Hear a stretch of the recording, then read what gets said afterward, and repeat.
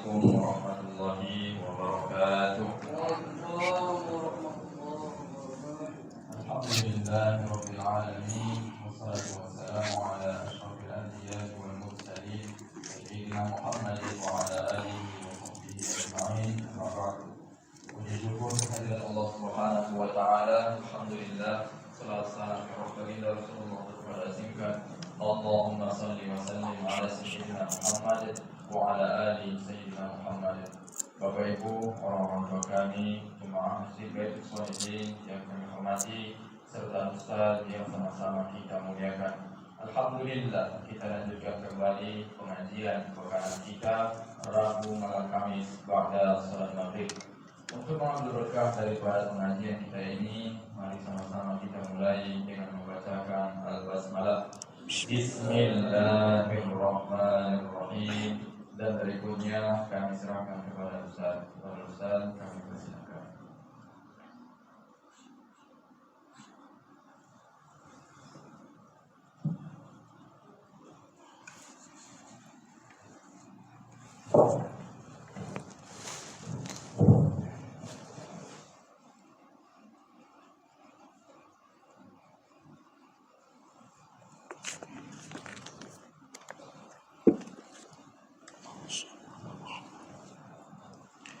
Bismillahirrahmanirrahim. Assalamualaikum warahmatullahi wabarakatuh.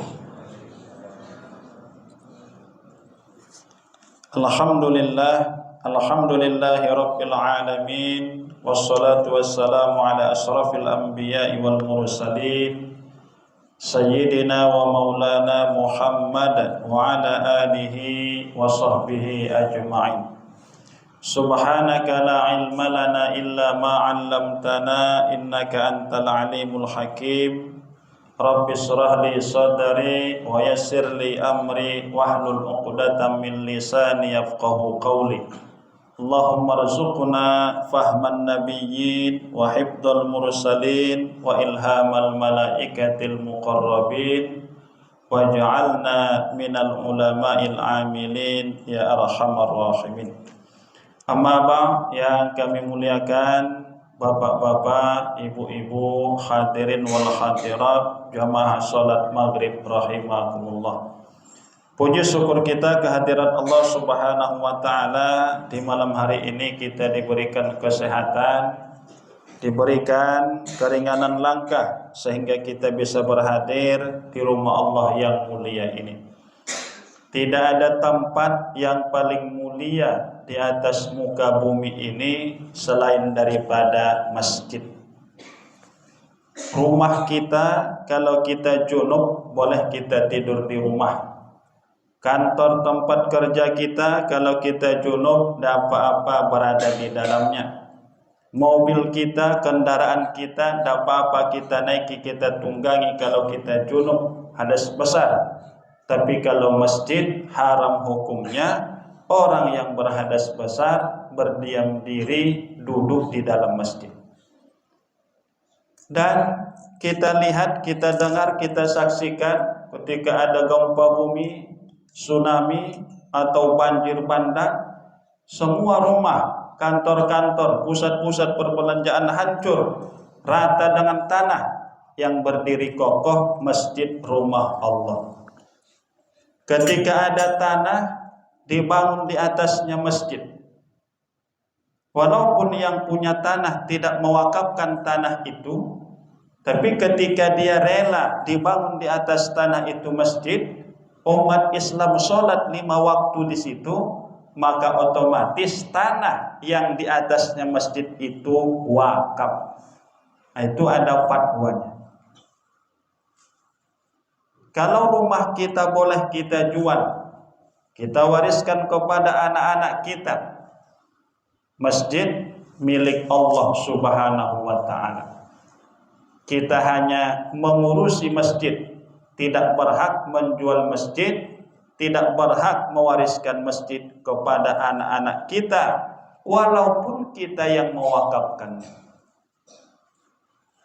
Dan seyogianya masjid rumah-rumah Allah ini tidak dijadikan untuk mendapatkan yang sifatnya dunia. Dalam hukum fikih makruh kita berbicara dunia di dalam masjid. Kadang tidak berbicara pun bisa makruh. Kalau kita makan bawang atau semisalnya yang bau-bau, kita makan bawang tak cuci mulut, tidak gosok gigi, masuk ke masjid, makruh. Apalagi cerita-cerita yang sifatnya duniawi, apalagi tausiah, pidato-pidato yang membuka aib orang, yang menghina orang, yang mencaci orang, memaki orang, itu tidak boleh.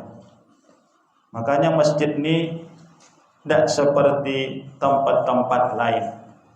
Harus kita sterilkan, harus kita bersihkan dari yang sifatnya duniawi atau yang sifatnya melalaikan kita dari Allah Subhanahu wa taala. Mudah-mudahan sholat maghrib kita, ba'diyah kita, zikir doa kita, dan kita lanjutkan mendengarkan majelis ilmu, majelis ta'lim. Mudah-mudahan ini menjadi amal soleh bagi kita yang kita dapatkan balasannya nanti pada hari kiamat. Amin ya rabbal alamin. Selawat dan salam mari sama-sama kita hadiahkan ke junjungan kita Nabi besar Muhammad sallallahu alaihi wasallam. Allahumma shalli wa sallim wa barik alaihi. Menurut ahli sejarah bahwa Nabi kita Isra dan Mi'raj pada tanggal 27 Rajab. Sejarah, tapi dalam hadis tanggal itu tidak ditemukan. Dalam Al-Quran hanya disebutkan Subhanalladzi asra bi'abdihi lailam minal masjidil haram ilal masjidil aqsa. Maha suci Allah yang telah memperjalankan hambanya dalam satu malam dari Masjidil Haram ke Masjidil Aqsa. Kapan? Tidak jelas dalam Al-Quran. Dan saya sudah cari dalam hadis-hadis Nabi, tidak ada satu hadis yang menyatakan bahwa Nabi itu Isra Mi'raj malam 27 Rajab. Jadi siapa yang menentukan ini? Ulama-ulama kita yang ahli sejarah, muarrikh, mereka pakar sejarah. Tentu ini menjadi pedoman kita. Maka tadi imam kita membaca doa, Allahumma barik lana fi Rajab wa Sya'ban wa ballighna Ramadan. Hadis ini pun tidak sampai derajatnya sahih. Ada buku yang sedang saya tulis 40 hadis tentang bulan Rajab. Itu saya cari dalam Sahih Bukhari tidak ada, Sahih Muslim tidak ada, Sunan Abi Daud tidak ada, tapi ada dalam kitab-kitab hadis lain, tapi tidak sampai derajatnya sahih. Tapi walaupun tidak sahih, namanya doa dan ini diamalkan ulama-ulama kita, bagus kita baca. Artinya pun kan bagus. Allahumma barik lana, ya Allah berikan keberkahan kepada kami fi Rajab, di bulan Rajab, wa Sya'bana, di bulan Sya'ban, wa ballighna Ramadan, sampaikan usia kami di bulan Ramadan akan datang. Kata jamaah amin. Ya Bu, amin atau apa? Ini kadang-kadang bilang amin pun takut orang. Namanya orang berdoa diaminkan lah, mana ada yang salah di situ kan? Kalau tak diaminkan malah kita salah.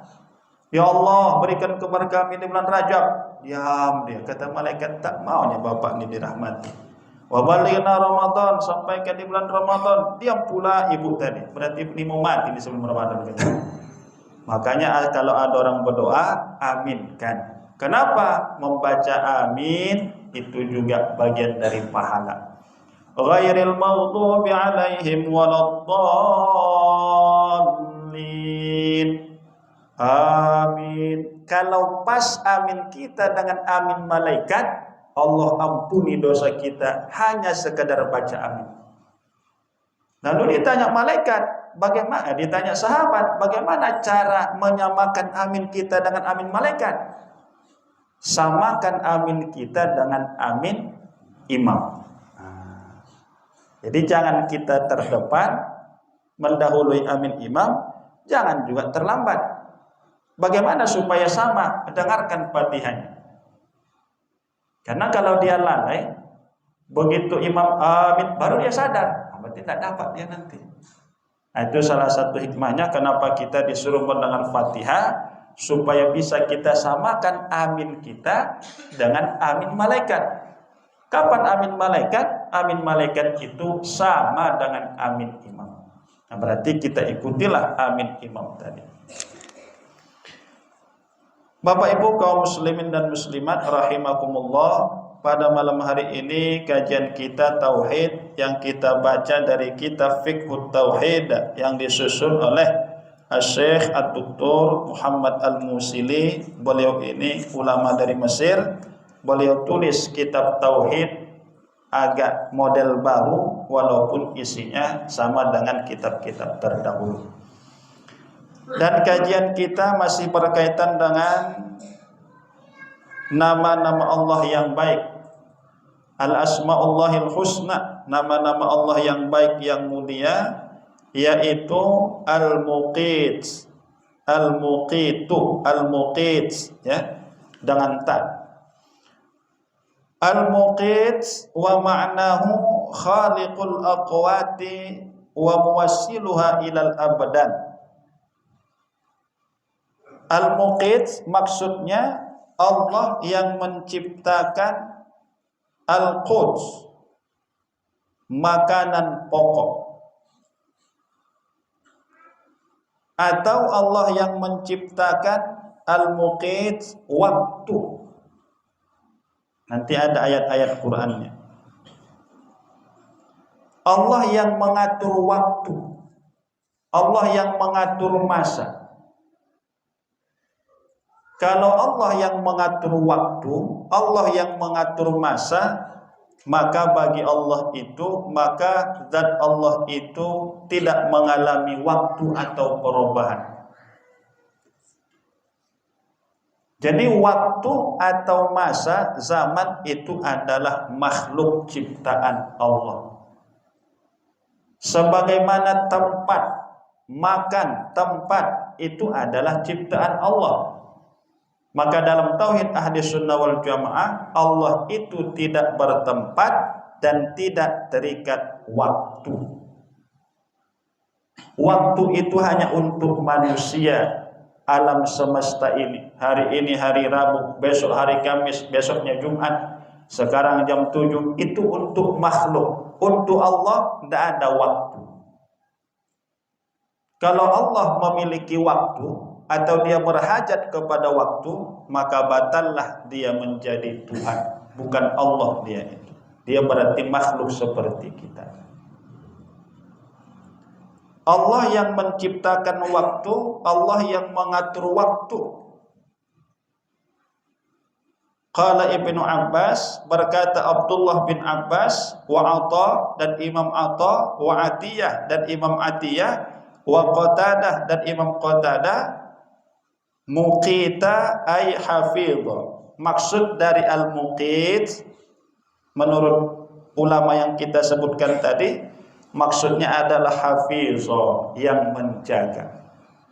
Berarti al-muqit Allah yang menjaga manusia. Dari waktu ke waktu Allah yang menjaga kita. Waktu kita lahir, tidak mati dalam kandungan, Allah yang menjaga. Lahir selamat, sempurna panca indera, Allah yang menjaga. Waktu kecil tak jatuh dari ayunan, kan ada juga anak yang jatuh ke bawah, kan? Siapa yang menjaga itu? Allah Subhanahu wa taala. Waktu kecil tak ditabrak kendaraan, nyebrang jalan, Allah yang menjaga. Mulai kita dalam kandungan, bahkan ketika kita masih janin, Allah yang hafidho, yang menjaga kita. Tidak ada yang lain. Kalau betul pengawal itu yang menjaga kita, kenapa bisa datang malaikat maut? Kalau betul pengawal itu yang menjaga kita, kenapa bisa kena penyakit? Berarti yang hakiki yang menjaga manusia ini adalah Allah Subhanahu wa ta'ala. Dan tidak ada yang lebih bagus penjagaannya daripada Allah Subhanahu wa ta'ala. Hafidhah, ya. Wa qala Mujahid, Imam Mujahid berkata, Imam Mujahid ini termasuk tabi'in yang banyak menjelaskan makna-makna ayat kepada kita. Syahida, menurut Imam Mujahid, makna dari muqit tadi adalah syahida, Allah yang maha menyaksikan.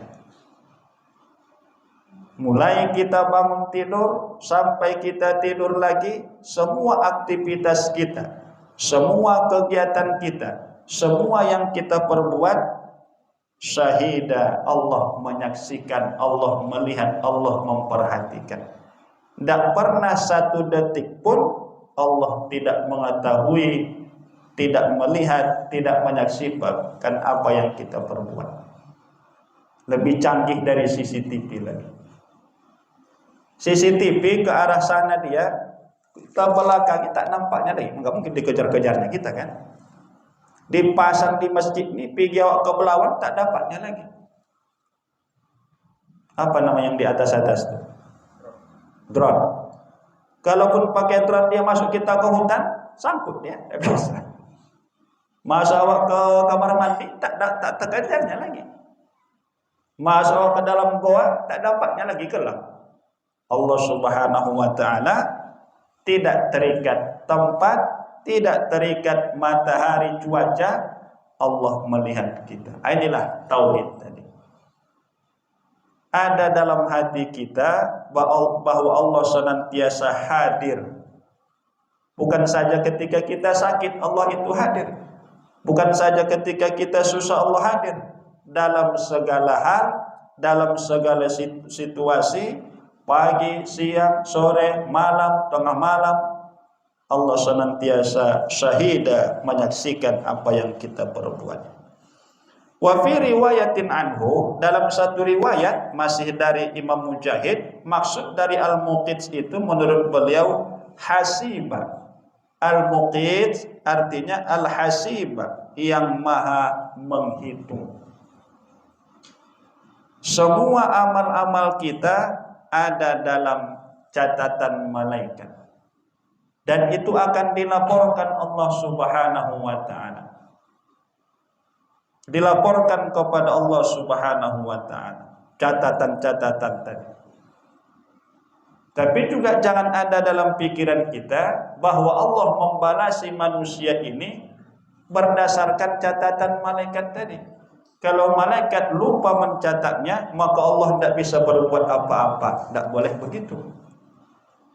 Walaupun malaikat tak mencatat, Allah maha tahu.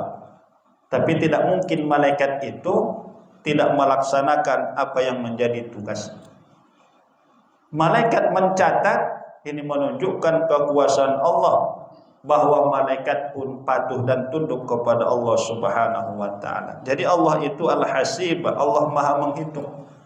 Tidak ada sekecil apapun pahala kita kecuali akan dibalas Allah. Begitu juga sekecil apapun dosa manusia akan diminta pertanggungjawaban. Mungkin sudah pernah kita sampaikan, seorang yang kerja di kantor, oleh bagian pengadaan barang dibelinya lah pulpen untuk kepentingan kantor. Lalu kita bawa ke rumah pulpen tadi, kita gunakan untuk kepentingan pribadi dan keluarga. Allah akan menghisab, Allah akan minta pertanggungjawaban. Padahal pulpen tinta sedikit, berapa harga pulpen? 2.500. Ada lagi yang 1.500, ya kan? Tapi karena bukan hak kita, bukan milik kita, Allah itu hasibah, Allah akan minta pertanggungjawaban pada hari kiamat nanti. Wa qala ad-Dhahhak, berkata Imam ad-Dhahhak, al-muqit, makna dari al-muqit, Imam ad-Dhahhak ini juga ulama dari kalangan tabi'in, beliau mengatakan al-muqit maknahu ar-razzaq, yang maha memberikan rezeki. Jadi ketika kita sebut al-muqit, maknanya adalah Ar-Razzaq, bahwa Allah itulah yang memberikan rezeki. Ini juga harus menjadi keyakinan kita ya. Kita suami, yang memberikan rezeki kita adalah Allah.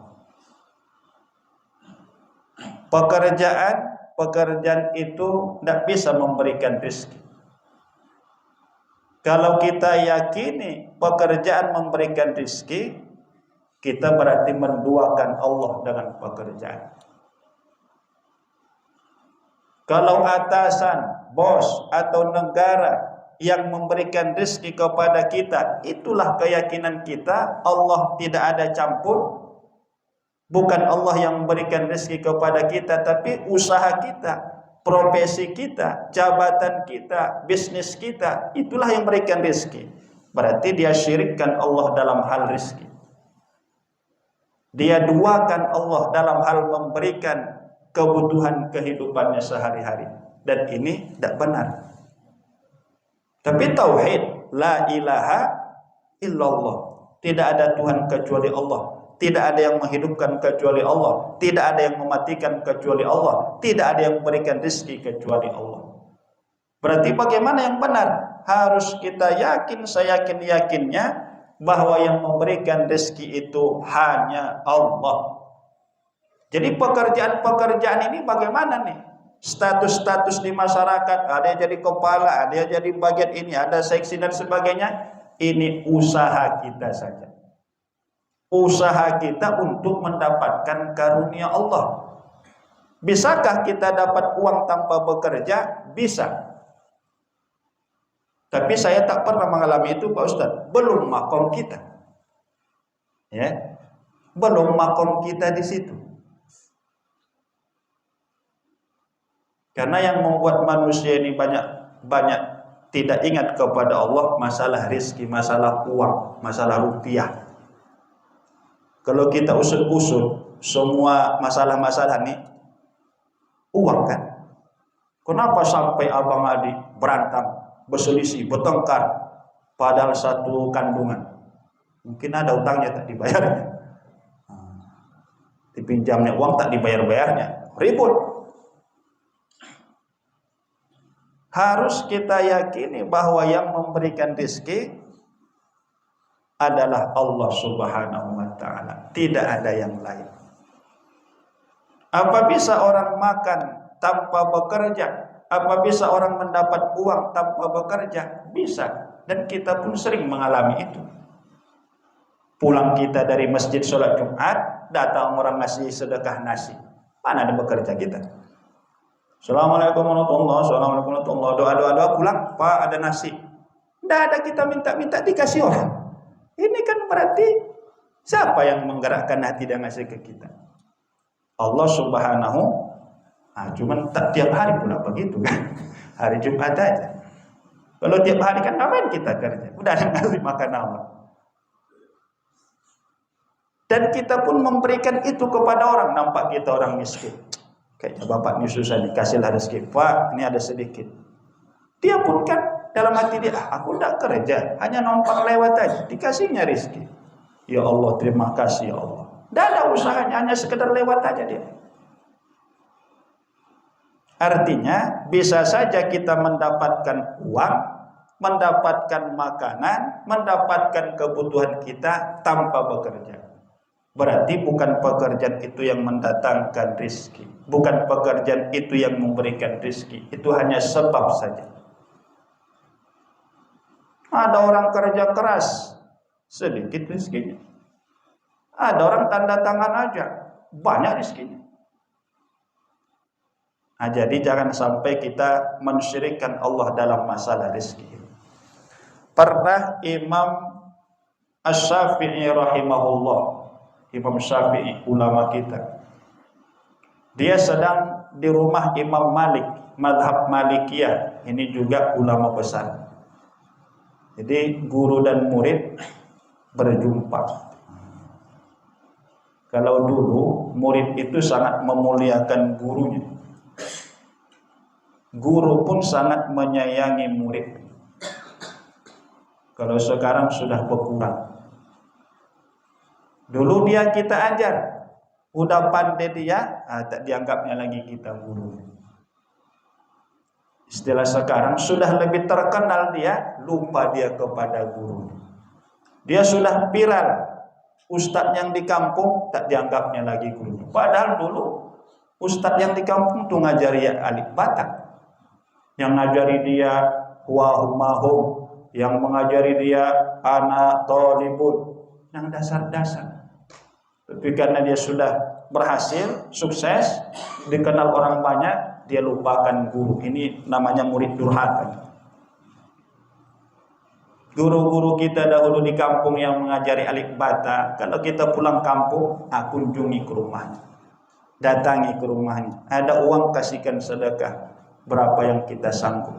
Guru-guru kita waktu SD, SMP, waktu SMA, kalau dia masih hidup, datangi ke rumahnya. Kalau dia sudah meninggal, sempatkan ziarah supaya ilmu yang diajarkannya itu berkah. Nah, ini sangat perlu adab kepada guru ini.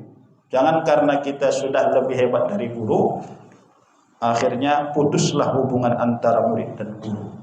Ini tak beradab murid begini. Imam Asy-Syafi'i pernah berkunjung kepada Imam Malik.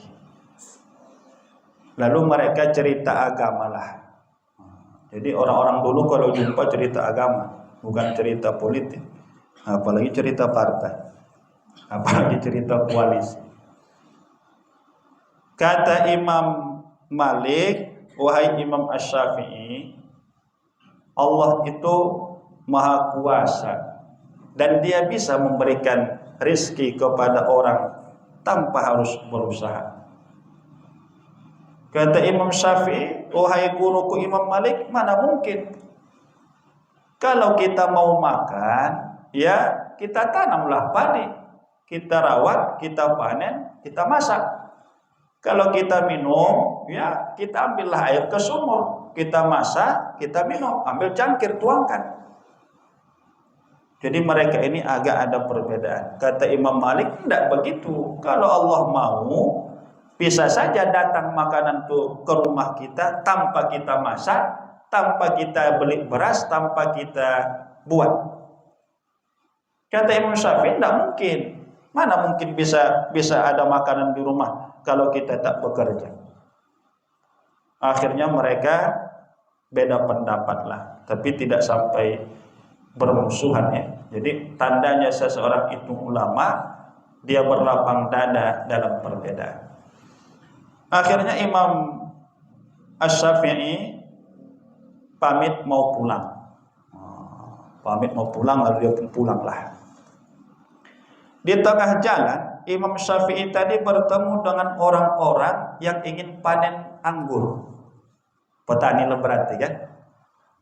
Lalu Imam Syafi'i berpikir, aku bantulah orang ini panen. Nanti kan dikasih orang tuh sama aku anggur sebagai uang terima kasih atau sebagai terima kasih. Lalu dibilangnya, aku mau ikutlah panen sama kalian, bantu-bantu. Ayolah, kata orang mak tadi lah. Dibantu Imam Syafi'i lah.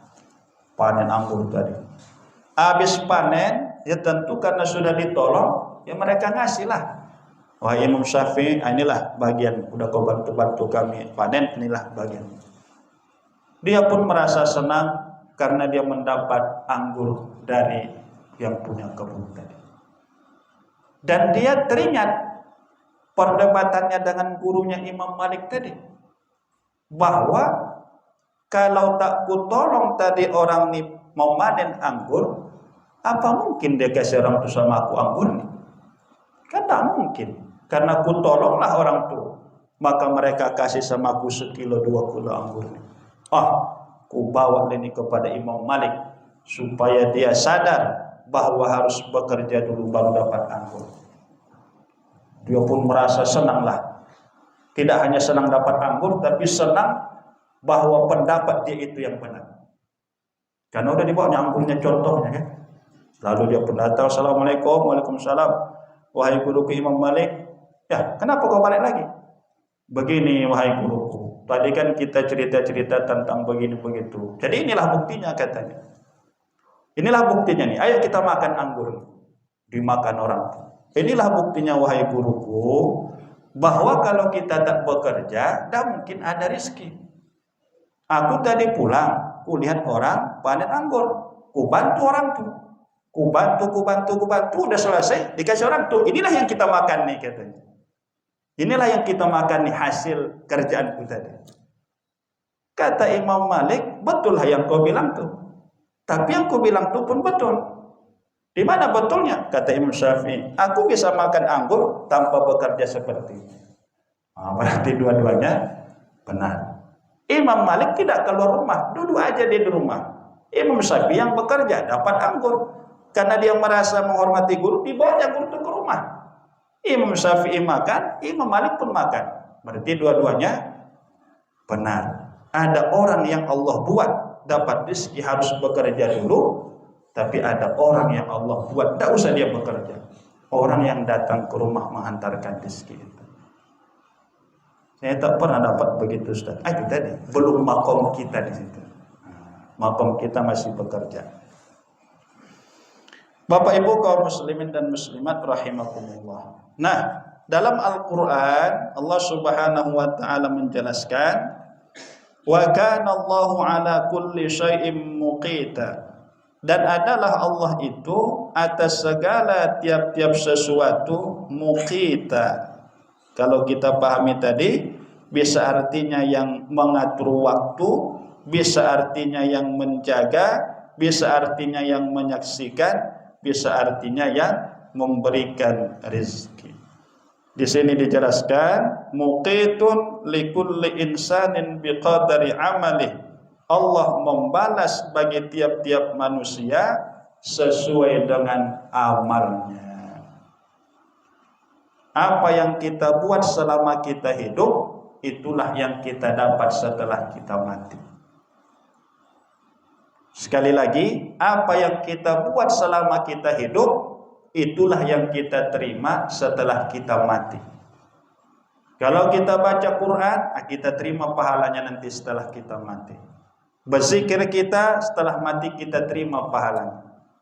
Kalau ada orang melakukan dosa, setelah mati dia terima balasan yang setimpal. Kalau ada orang yang melakukan maksiat, setelah mati disiksa Allah sesuai dengan dosa dan maksiat. Jadi kita di dunia ini, bagaimana kita hidup, begitu kita diperlakukan setelah kita mati. Ada orang yang ingat, ada orang yang lalai. Tapi dalam Al-Quran dijelaskan, wa qalilum min ibadiyasy syakur. Sedikit hambaku yang bersyukur, kata Allah. Sedikit di antara hambaku yang bersyukur. Seperti malam inilah.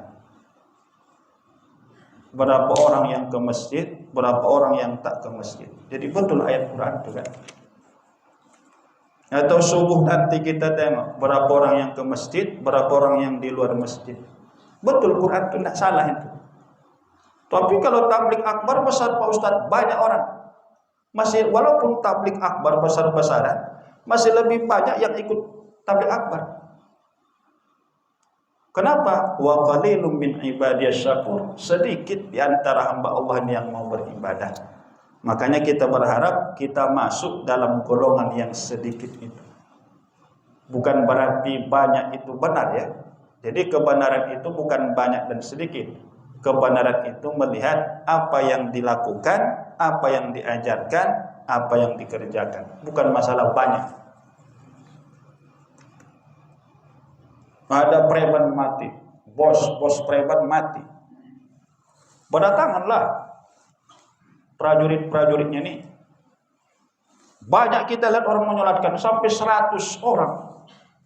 Biasanya kalau orang meninggal di kampung itu paling 40 orang. Ini 100 orang berdatangan dari mana-mana. Bukan dilihat banyaknya, tapi siapa yang datang. Rupanya yang datang nih, dia sholat jenazah zuhur, subuhnya dia tak sholat. Sholat zuhur dia, sholat jenazah, asarnya, hari itu juga tidak sholat dia. Jadi bukan banyaknya, tapi kualitas orang yang hadir. Makanya ada orang yang tidak setuju ketika ada mayit, apakah orang ini baik? Baik. Apakah orang ini baik? Baik. Apakah orang ini baik? Baik. Yang mengatakan baik ini baru itu datang di ke masjid. Selama ini tak pernah datang ke masjid. Dan yang meninggal ini pun dah tahu orang kampung tuh ini orang jahat. Yang meninggal ini pun itulah dia ke masjid. Kalau tak meninggal tak masuk masjid. Baik, baik dalam artian dia diridhoi Allah, dirahmati Allah. Tentu ini penyaksian palsu. Tapi itulah namanya orang Indonesia kan. Orang Indonesia ini kan baik-baik kan. Orang Indonesia ini sopan-sopan, santun. Coba kita tengok sholat di Masjidil Haram. Kalau ada yang tenang dia begitu, itu orang Indonesia.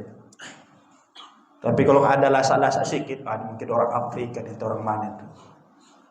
Tenang, khusyuk dia. Pak, tadi Bapak khusyuk kali sholat. Bukan khusyuk mengantuk saya. Tadi aku tengok Bapak seperti menangis. Paham Bapak ayat yang baca itu? Saya tak paham, tapi menangis saya lama kali berdiri imam nih katanya. Kalau gaya, menang kita orang Indonesia. Gaya. Apalagi suara. Kalau orang Arab itu kita buat. Korek-korek kita itu juara internasional. Tapi belum tentu bagaimana memahami yang dibaca. Mungkin saja dia kalah dari membaca, tapi ketika disuruh menjelaskan apa yang maksud dibaca tadi, belum tentu orang bisa menang. Nah, jadi perlu tidak sekadar penampilan luar, tapi juga ada kualitas. Nah, Allah Subhanahu wa taala akan membalasi seluruh amal manusia biqadari amalih, sesuai dengan amalnya. Kalau amalnya sedikit, dibalasnya sedikit. Kalau banyak, dibalasnya banyak. Kalaupun rahmat Allah luas dan dia mendapat rahmat, amal yang sedikit bisa berpahala banyak. 10.000 yang disedekahkan bisa jadi 100.000, bisa 700.000, bisa berlipat ganda sesuai dengan keikhlasan orang tersebut.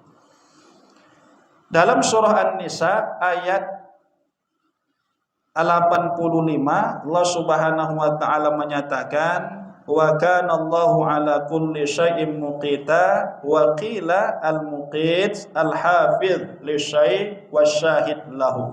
Ada yang mengatakan maksud dari muqit al-hafiz, yang menjaga, memelihara, asyahid, yang menyaksikan. Ini yang kita sampaikan tadi. Jadi banyak penafsiran ulama tentang kata-kata al-muqit ini. Bapak Ibu kaum muslimin dan muslimat rahimakumullah. Kemudian nama berikutnya adalah Al-Wahhab. Al-Wahhab. Wa ma'nahu katsirut tafadduli bil 'ataya duna 'iwadin. Maksud dari Al-Wahhab bahwa Allah itu katsirut tafaddul, banyak karunia-Nya. Banyak nikmat yang diberikan Allah duna 'iwadin au muqabil, tapi Allah tidak pernah meminta bayaran atau ganti balasan. Tidak pernah Allah meminta bayaran, meminta ganti upah dari apa yang Allah berikan kepada kita. Sebenarnya kita ini tidak punya apa-apa. Mohon maaf, sebagaimana kita lahir, tidak kita bawa baju, tidak kita bawa celana. Begitu pula nanti kita mati, baju celana dicopot, hanya kain kapan saja. Itulah manusia. Dia lahir ke dunia tidak membawa apa-apa, dan pulang pun nanti tidak membawa apa-apa. Karena ketika kita mati, langsung harta kita pindah ke ahli waris. Bahkan ketika dia lahir itu pun lahir dengan selamat, normal, sehat, itu fadlun minallah, karunia dari Allah Subhanahu wa taala. Oleh karena itu tidak mungkin bisa kita bayar walaupun kita beribadah selama hidup untuk membayar nikmat Allah. Tidak bisa kita. Tidak bisa kita bayar pemberian Allah ini walaupun kita beribadah 24 jam selama kita hidup. Tak usahlah itu ya. Tak bisa seorang anak membalas jasa ibunya, orang tuanya, walaupun selama dia hidup dia berkhidmat membantu orang tuanya. Istilah orang dulu, setetes air susunya pun tak terbalas. Itu orang tua, apalagi Allah Subhanahu wa ta'ala. Oleh karena itu ibadah-ibadah kita ini tidak layak dijadikan mahar untuk masuk ke dalam surga. Apalagi kita sadar ibadah kita banyak lalainya, banyak lupanya, kadang terpaksa, kadang malas, kadang berat. Itulah mau masuk surga. Surga yang ketujuh pula, Jannatul Firdaus, tempat para nabi, para rasul. Para nabi, para rasul itu sudah siap uji.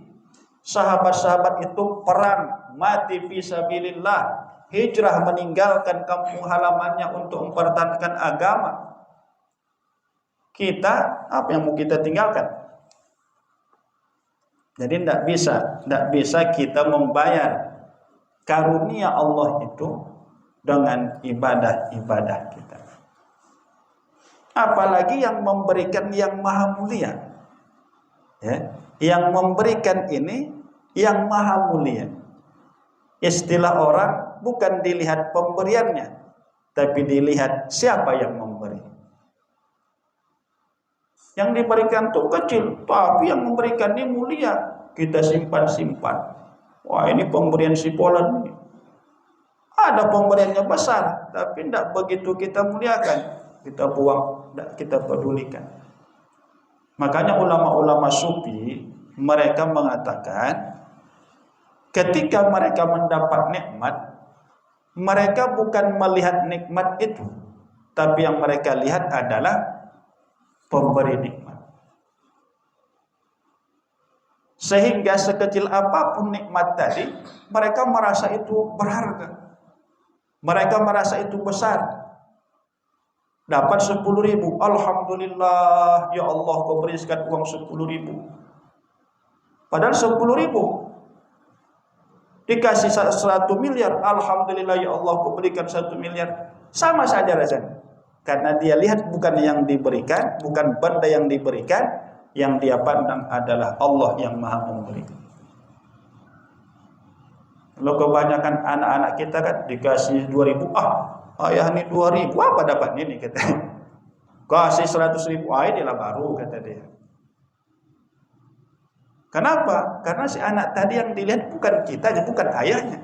Yang dilihat tuh uangnya, angkanya. Masa nolnya 3 katanya. Udah besar cuma 2.000 THR-nya. Ada-ada aja ayahnya. Tak mau dia, padahal ayah yang beri. Karena dia lihat apa yang diberi, bukan dia lihat siapa yang memberi. Sama dengan dosa. Bagi ulama-ulama sufi, dosa kecil, dosa besar sama saja. Baik dosa kecil menurut mereka itu besar, apalagi dosa besar. Kenapa? Karena mereka melihat bukan dosanya, tapi siapa yang dimaksiati, siapa yang dilawan. Yang ditentang ini siapa nih? Allah yang maha besar. Maka mereka meninggalkan segala dosa, walaupun dosa kecil. Apa dosa kecil? Itulah tadi, ngambil pulpen yang bukan punya kita.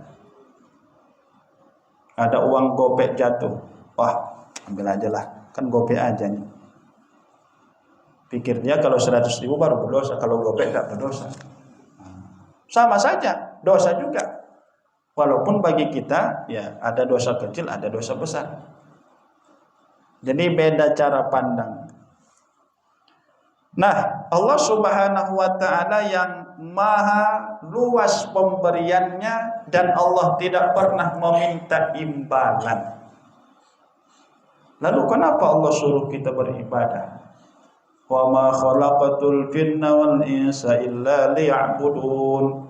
Tidak kuciptakan jin dan manusia kecuali untuk beribadah kepadaku, kata Allah. Apakah Allah berhajat kepada ibadah kita? Butuhkah Allah kepada sholat, puasa, haji, umroh, khatam Quran, sedekah, wakaf kita? Tidak butuh. Berpengaruhkah kepada kemuliaan Allah kalau kita selalu berzikir menyebutnya? Tidak.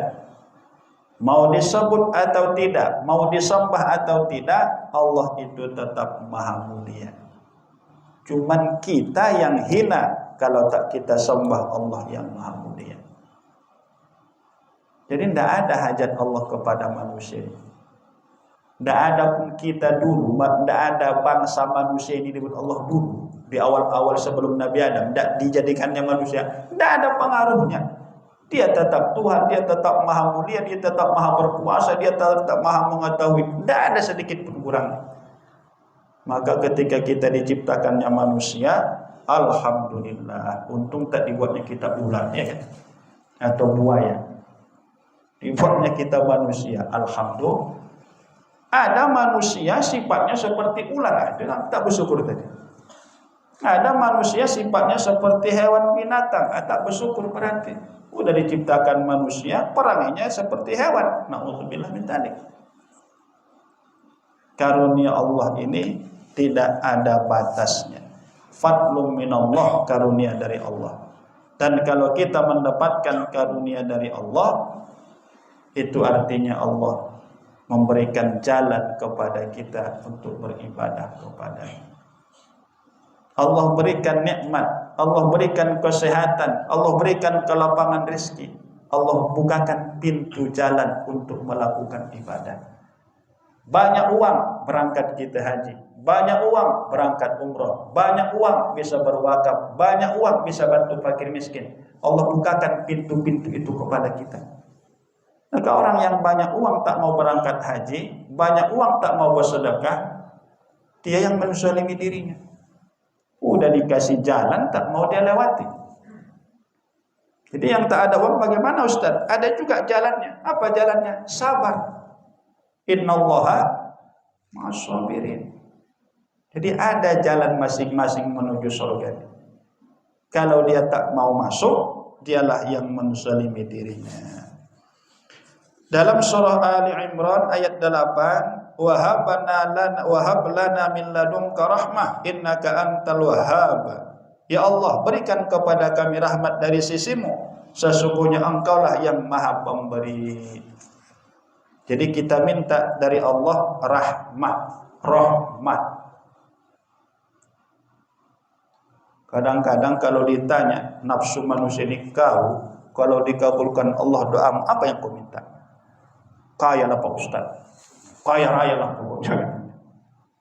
Tidak dipikirkannya imannya supaya kuat, tidak dipikirkannya supaya dia istiqomah, tidak dipikirkannya supaya anak-anaknya soleh dan soleh. Yang dia ingin kaya. Kadang-kadang lupa dia, nggak apa-apa Ustaz, sakit-sakit, yang penting kaya. Kalau sakit itu apa kekayaan tadi? Biarlah sehat-sehat, walaupun tidak begitu banyak harta. Untuk apa sakit-sakit banyak harta? Wahab lana min ladunka rahmah. Dalam Al-Quran surah Ali Imran diajarkan kepada kita, berikan kepada kami Allah rahmat, kasih sayang. Allah ridho, Allah suka. Apa tandanya Allah suka kepada kita? Dibuatnya kita beribadah, ya. Dibuatnya kita rajin beribadah, mudah saja melakukan kebaikan, ringan saja langkah menuju masjid. Itu tandanya kita dirahmati Allah. Tapi kalau berat kaki tadi ke masjid, susah kali mengeluarkan uang untuk sedekah infak wakaf, itu tandanya Allah tidak sayang kepada kita. Ditahannya kita supaya kita tidak mendapatkan rahmat. Kemudian dalam surah Shad ayat 35, wa habali mulka la yanbaghi li ahadin min ba'di innaka antal wahhab. Ini Nabi Sulaiman. Berikan kepadaku kerajaan yang kerajaan itu tidak pernah diberikan kepadaku setelahku. Makanya di antara nabi yang 25 itu raja sekaligus nabi adalah Nabi Sulaiman alaihissalam. Raja yang adil, raja yang bijaksana, penguasa yang mengayomi seluruh, bukan hanya manusia, jin, hewan, tumbuhan, burung-burung, semua berada dalam kekuasaannya dan dia tidak pernah melakukan kezaliman.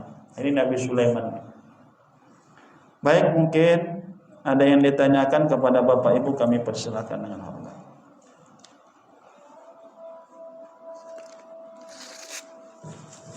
Ada Bu? Silakan Bu. Ya. Kalau apabila ya waktu hidup orangnya bukan pamannya gitu, nggak tanah. Dan itu ya waktu itu nggak ada bilang. Dia meninggal, dia itu tetangganya itu nanti kalau ini pasti bilang katanya ada itu di apa dia katakan dia boroh untuk buat banyak. Jadi ada itu dibuat haji, sah haji itu. Belum paham saya. Ada tanah. Ada Orang tua Bapak. orang tua bapak, ya bapak pulang gitu. Ada tanah lah. Terus Terus dan itu yang punya tanah ini meninggal. meninggal. Berarti pindahlah tanah itu ke ahli waris.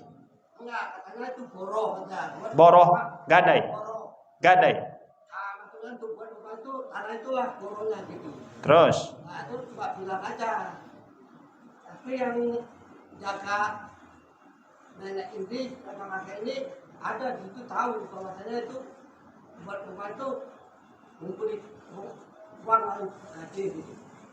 Tapi ini ngakui Pak, mana aneh ini ngaku katanya ada itu dia yang apa yang merupakan apa dia.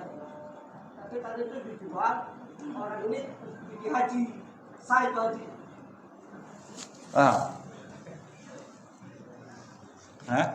Paham? Hah? Iya, gimana kasusnya?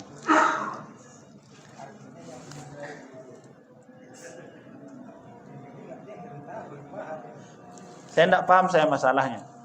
Karena ada tanah, yang punya tanah ini meninggal. Berarti tanah itu pindahlah kepemilikannya ke anaknya. Ada anaknya, Pak? Anaknya nggak ada. Kemana anaknya itu ngaku dia. Ngaku dia anaknya. Dia ngaku kemana itu ngaku bahwasanya itu tanah itu diborokan sama dia. Ya nggak apa-apa, diborohkan, nggak Tapi apa-apa. enggak diborokan. Berarti dia bohong. Akal dia aja. Oh, nggak benar lah itu. Nggak benar tuh. Nggak benar lah. Udah akal-akalan dijualnya berangkat haji. Iya. Berarti nggak sah hajinya. Berarti hajinya haji mardud, haji yang ditolak. Kenapa? Hartanya tidak halal. Jadi kalaupun dia apalagi dia menipu, katanya diborohkan padahal tidak benar, berarti dia memakan harta zalim lah, menjual harta orang bukan harta dia, berangkat haji. Mana sah hajinya? Kan itu akal yang mana aja. Jadi siapa yang betul pemiliknya setelah bapak itu meninggal? Hah? Siapa yang betul pemiliknya? Yang betul. Yang meninggal itu lah. Iya, dia udah meninggal. Pamannya. Ada pamannya. Nah, pamannya itu yang meninggal. Ada anak yang meninggalnya ada nggak? Nggak ada. Saudara kandungnya? Nggak ada. Ada. Saudara kandungnya? Abang Semua. udah meninggal semua. Keponakannya? Ya itu gunanya itu yang jualan itu. Kalau ada keponakannya, itulah warisnya. Tapi tadi itu nggak diborokan sama dia. Cuma ada apa mananya itu aja. Bilang kan, ya buat taksi lah gitu. Tangganya itu ada. Nah, nanti kalau ada keluarganya, dia kan nggak ada. Cuma kemananya kan banyak. Iya. Nah, nanti kalau kepada yang lain nanya, bilang aja ini karena udah pada kalau anak banyak Berarti ahli warisnya banyak ya. Tapi dijual sendiri. Berarti tidak betul itu. Berarti perbuatan menjualnya itu tidak sah. Dia berangkat haji dengan harta itu, hajinya tidak mabrur. Karena syarat haji mabrur harus harta yang halal. Itu Pak. Baik, dan lagi Pak, Bu. Alamin. Wassalatu wassalamu ala asrafil anbiya'i wal mursalin wa ala alihi wa sahbihi ajma'in. Allahumma ij'alil jam'ana hadha jam'an marhuma wa tafarruqana min ba'di hadha tafarruqan mubarakan. Allahumma anfa'na bima 'allamtana wa 'allimna ma yanfa'una wa zidna 'ilma. Rabbana atina fid dunya hasanah wa fil akhirati hasanah wa qina 'adzaban nar. Sallallahu ala sayyidina Muhammadin nabiyil ummi wa ala alihi wa sahbihi wa barik wa sallim. Walhamdulillahi rabbil alamin. Demikian, assalamualaikum warahmatullahi wabarakatuh. Bapak Ibu, para warga yang hormati, tadinya pengajian ini mulai membacakan basmalah dan kini pun kita sudah dengan membacakan hamdalah. Alhamdulillahirabbil alamin. Assalamualaikum warahmatullahi wabarakatuh.